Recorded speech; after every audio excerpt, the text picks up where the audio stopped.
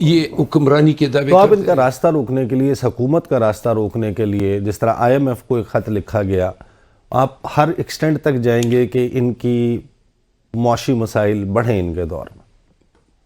دیکھیں، اب یہ جھگڑا صرف نواز شریف کے ساتھ تو نہیں ہے نا، نون کے ساتھ تو نہیں ہے نا.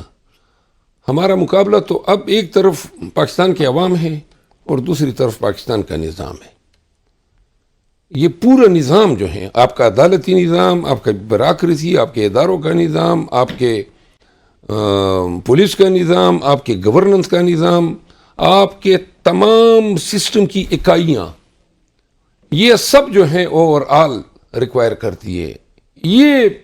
یہ ادارے اس شکل میں پاکستان کو سرو نہیں کر سکتے ہیں، تباہ ضرور کر سکتے ہیں. نہیں مروت صاحب دیکھیں، ایک یہ ظاہر ہے کہ آپ کی سیاسی لڑائی ہے، آپ نے ہر حربہ استعمال کرنا ہے. مجھے یاد ہے رانا ثناء اللہ صاحب نے ایک انٹرویو دیا تھا، انہوں نے کہا تھا کہ یہ سیاست نہیں ہو رہی ہے، جنگ ہو رہی ہے، اور جنگ میں یہ نہیں دیکھا جاتا کیا چیز آئینی ہے، کیا غیر آئینی، کیا اخلاقی، غیر اخلاقی. جو ہتھیار ان کے ہاتھ میں آئے گا وہ چلائیں گے، اور جو ہتھیار ہمارے ہاتھ میں آئے ہم چلائیں گے. نہ ہتھیار اٹھایا ہے، اور جو لوگوں کو مشتعل کر کے ہتھیاروں پہ اکسا رہے ہیں، جس طرح غدار عادل راجہ یا حیدر مہدی، جو ننگے قوم ہیں اور جو پاکستان کی ریاست اور فوج کے خلاف ہزاروں میل دور بیٹھ کے نوجوانوں کو گمراہ کر رہے ہیں.